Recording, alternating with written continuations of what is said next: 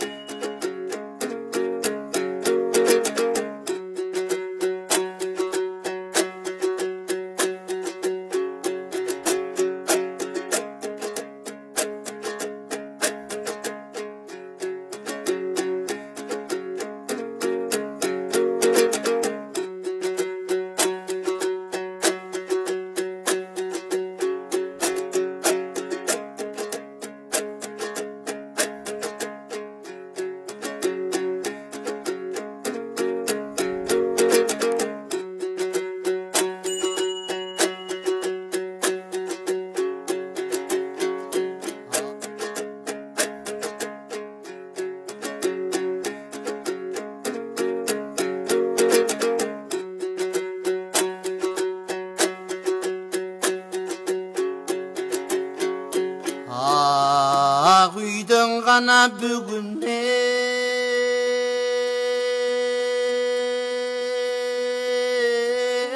пайда жоқ. Ақындың іші шуд екен, айтқандан бөлек айда жоқ.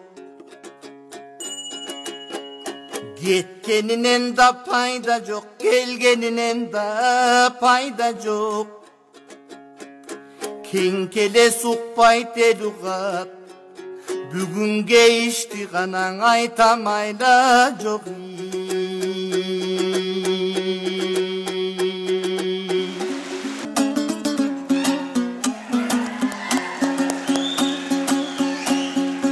Алектің ойы маға бұрылуда,